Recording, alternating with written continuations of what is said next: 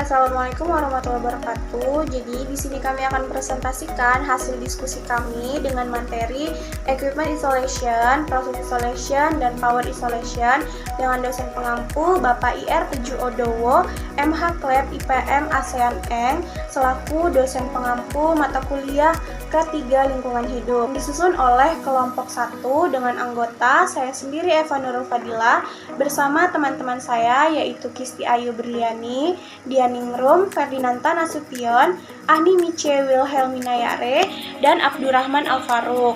Jadi kita masuk pada materi pertama yaitu Equipment Installation. Nah, Equipment Installation itu apa sih? Jadi Equipment Installation atau isolasi peralatan adalah proses memisahkan peralatan dari sumber energi untuk memastikan bahwa tidak ada aliran atau energi lain yang dapat menyebabkan bahaya saat pemeliharaan dilakukan. Menurut pasal 3 Undang-Undang Ketenagalistrikan, penyediaan tenaga listrik itu harus memperhatikan keselamatan untuk mencegah resiko bahaya. Hal ini mencakup penggunaan perangkat isolator yang dirancang khusus untuk memutus aliran energi. Nah, jenis-jenis peralatan isolasi yaitu perangkat yang digunakan untuk isolasi peralatan termasuk circuit breaker, kontaktor, dan switch. Peralatan menentukan atau mengidentifikasi peralatan mana yang perlu diisolasi untuk pemeliharaan. Yang kedua, memastikan peralatan dalam keadaan mati. Ini bisa dilakukan dengan cara menekan tombol mati atau mematikan saklar utama. Prosedur isolasi peralatan. Prosedur isolasi harus mengikuti langkah-langkah sebelum melakukan pemeliharaan. Prosedur ini biasanya mencakup identifikasi peralatan yang akan diisolasi, penerapan prosedur lockout atau takeout foto untuk memastikan bahwa peralatan tidak dapat dioperasikan selama pemeliharaan, serta pengujian untuk memastikan bahwa tidak ada arus listrik yang mengalir. Pasal ketiga yang terkait, Pasal 4 Undang-Undang Dasar Nomor 1 Tahun 1970 tentang Keselamatan Kerja menyatakan bahwa setiap orang berhak mendapatkan perlindungan atas keselamatan kerja serta kesehatan kerja. Serta pasal 4 yang menyebutkan bahwa setiap pengusaha wajib memberikan perlindungan kepada pekerjanya dari segala kemungkinan bahaya selama kerja. Selanjutnya adalah Process Isolation.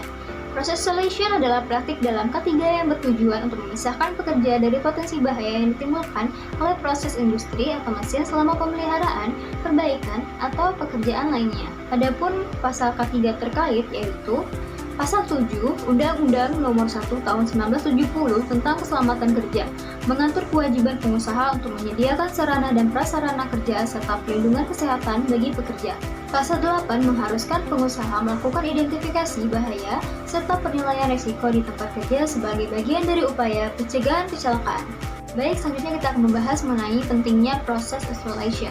1. Mencegah terjadinya kecelakaan kerja.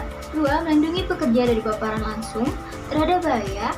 3. Mematuhi prosedur isolasi. 4. Meningkatkan efisiensi kerja. Power Isolation.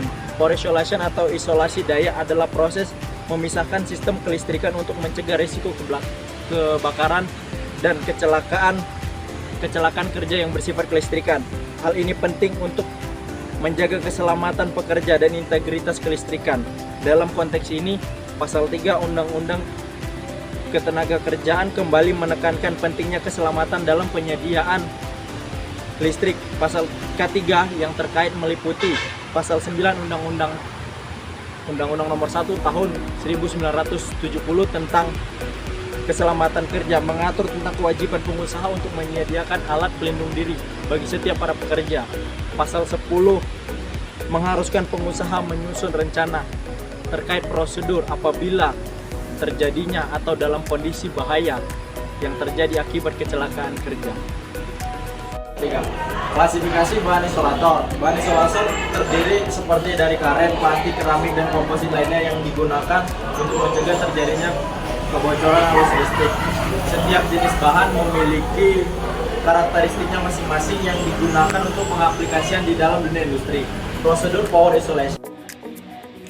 Prosedur Power Isolation. Yang pertama, Menentukan sumber energi yang terhubung ke peralatan. Kemudian yang ketiga, memastikan bahwa semua energi sudah dipadamkan.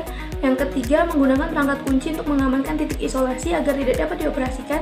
Kemudian jika diperlukan, dapat menerapkan langkah-langkah tambahan seperti grounding dan lain sebagainya. Setelah semua pekerjaan atau semua langkah di atas dilakukan, pekerja dapat melanjutkan dengan pemeliharaan atau perbaikan pada peralatan. Dan yang terakhir, setelah pekerjaan selesai, semua langkah keamanan harus diperiksa kembali sebelum menghapus kunci dan teks serta menghidupkan kembali sumber energi.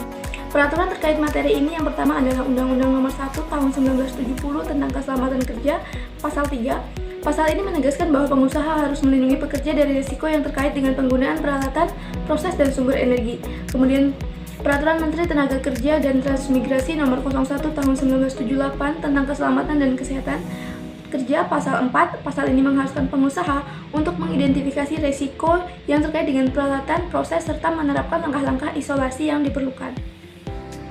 Kesimpulan dari materi kali ini yaitu isolasi merupakan aspek penting dalam menjaga keselamatan kerja di industri.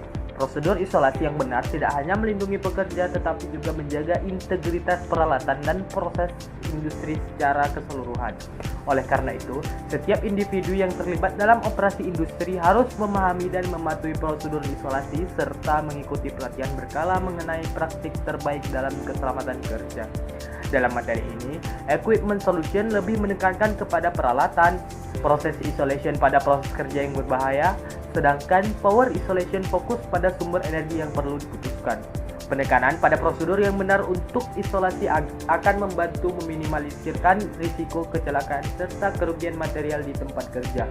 Implementasi audit rutin terhadap prosedur keselamatan serta penggunaan teknologi terbaru dalam pengujian kualitas isolator juga sangat dianjurkan agar perusahaan dapat terus meningkatkan standar keselamatan kerja mereka.